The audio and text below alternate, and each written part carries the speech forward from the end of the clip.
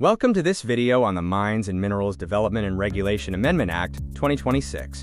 This video will cover key FAQs regarding the recent updates to the mining sector. This video outlines several important topics, including revenue from mines, key reforms since 2015, benefits for affected communities, and the economic impact of the new regulations.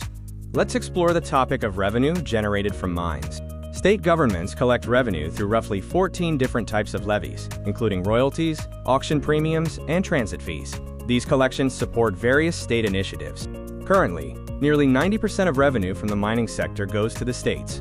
The recent amendment ensures that this revenue share remains secure, with significant growth in overall collections. Next, we will look at the key reforms implemented in the sector since 2015. The primary goal of these reforms is to foster greater transparency and ensure the industry remains competitive to meet future resource demands. The 2015 amendment transformed the allocation process by replacing discretionary methods with competitive e-auctions. This has led to a record number of mine openings and blocks being operationalized. India has seen substantial growth in mineral production. Coal output has recently crossed the 1 billion ton mark, and the country now holds top 5 global rankings for multiple critical minerals. The National Critical Mineral Mission was approved in early 2025. It aims to support domestic projects and international exploration, such as lithium rights secured by PIB in Argentina. Significant investments are being directed toward processing, recycling, and research. Dedicated incentive schemes and processing parks are currently being established to enhance capacity.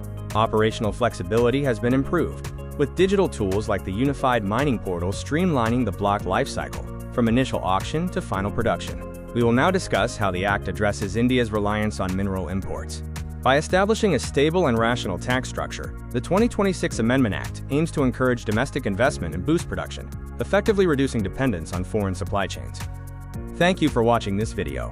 We hope this information clarifies the latest developments in the mining sector. Regarding revenue sources, the Amendment Act 2026 is designed to provide long-term fiscal certainty.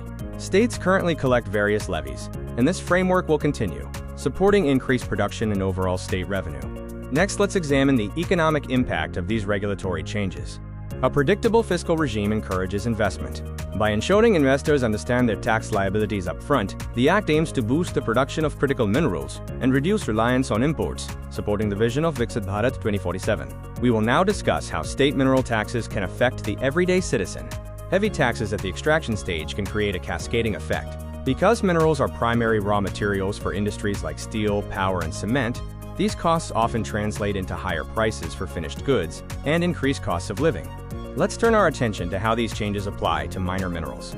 The 2026 Amendment Act does not alter the regulatory powers of state governments over minor minerals like sand, gravel, and clay.